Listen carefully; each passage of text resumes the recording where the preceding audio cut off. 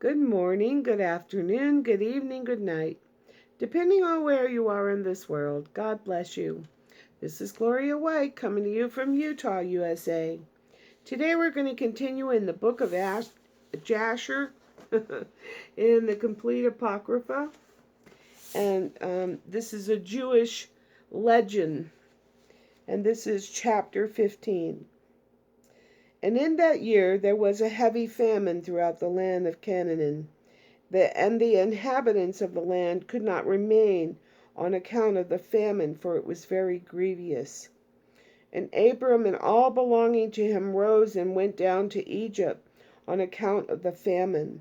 And when they were at the brook Mizraim, they remained there some time to rest from the fatigue of the road. And Abram and Sarai were walking at the border of the brook Mizraim. And Abram beheld his wife Sarah, that she was very beautiful. And Abram said to his wife Sarai, "Since God has created you with such a beautiful countenance, I am afraid of the Egyptians, lest they should slay me and take you away. For the fear of God is not in these places. Surely then you will do this.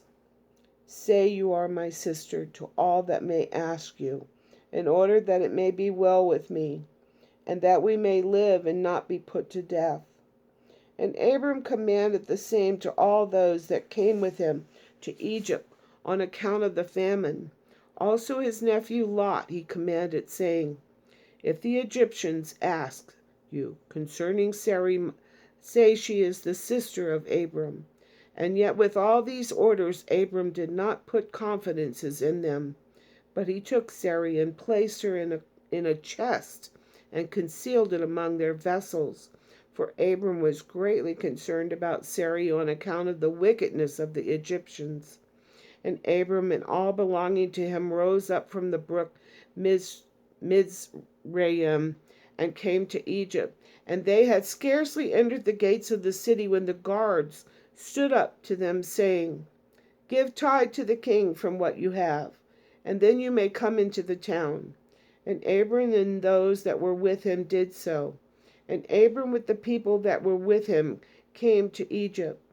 And when they came, they brought the chest in which Sarai was concealed, and the Egyptians saw the chest.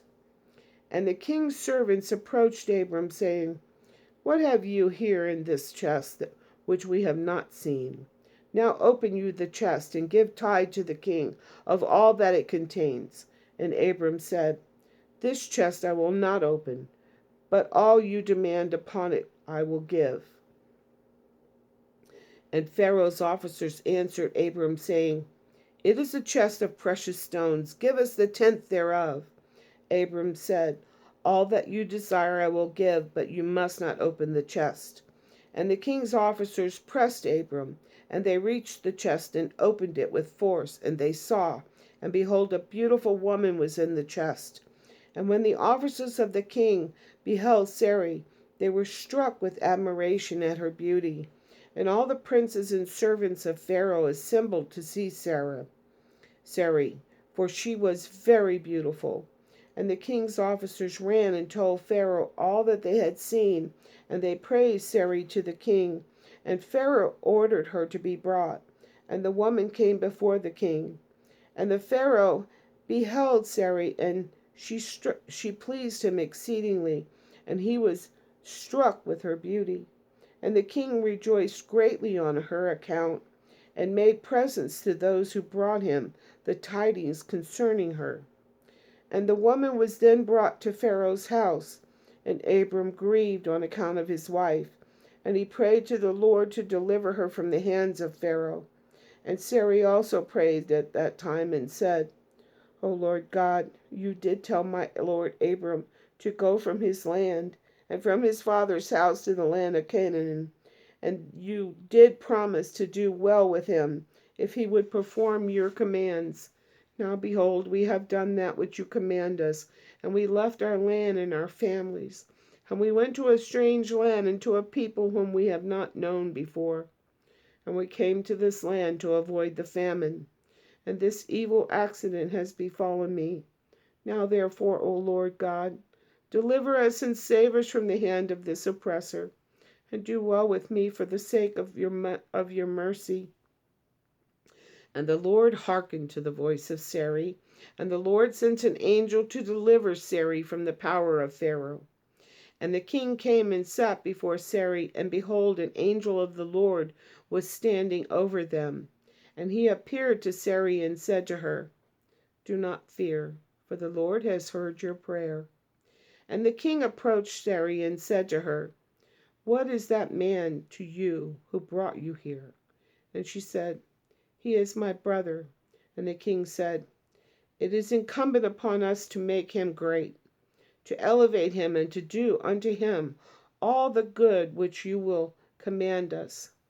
At that time the king sent to Abram silver and gold and precious stones in abundance, together with cattle, men servants, and maid servants. And the king ordered Abram to be brought. And he sat in the court of the king's house. And the king greatly exalted Abram on that night. And the king approached to speak to Sarai, and he reached out his hand to touch her, when the angel smote him heavily. And he was terrified, and he refrained from reaching to her. And when the king came near to Sarai, the angel smote him to the ground, and acted thus to him the whole night. And the king was terrified. And the angel on that night smote heavily all the servants of the king and his whole household on account of Sarai. And there was a great lamentation that night among the people of Pharaoh's house. And Pharaoh, seeing the evil that befell him, said, "Surely on account of this woman has this thing happened to me." And he removed himself at some distance from her and spoke pleasing words to her. And the king said to Sarai, "Tell me, I pray you, concerning the man with whom you came here." And Sarai said, "This man is my husband, and I said to you that he was my brother, for I was afraid lest you should put him to death through wickedness." And the king kept away from Sarai, and the plagues of the angel of the Lord ceased from him and his household. And Pharaoh and Pharaoh knew that he was smitten on account of Sarai, and the king was greatly astonished at this. And in the morning the king called for Abram and said to him, "What is this you have done to me? Why did you say, 'She is my sister'? Owing to which I took her unto me for a wife, and this heavy plague has therefore come upon me and my household. Now therefore here is your wife. Take her and go from our land, lest we all die on her account."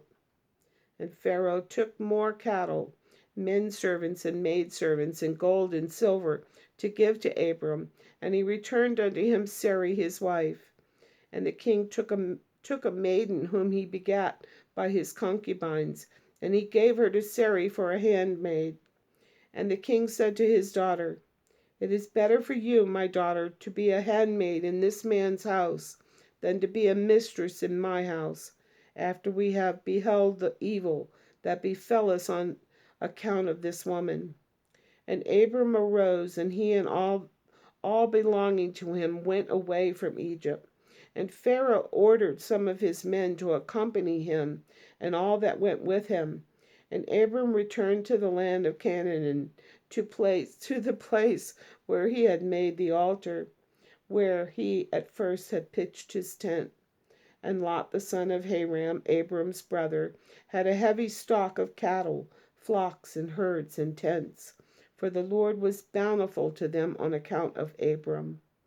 And when Abram was dwelling in the land, the herdsmen of Lot quarreled with the herdsmen of Abram, for their property was too great for them to remain together in the land, and the land could not bear them on account of their cattle.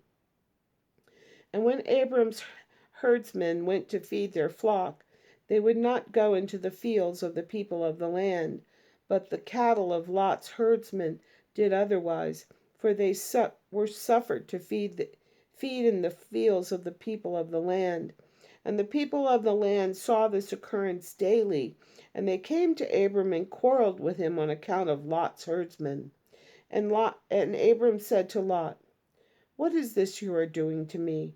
to make me despicable in the inhabitants of this land, that you ordereth your herdsmen to feed your cattle in the fields of other people?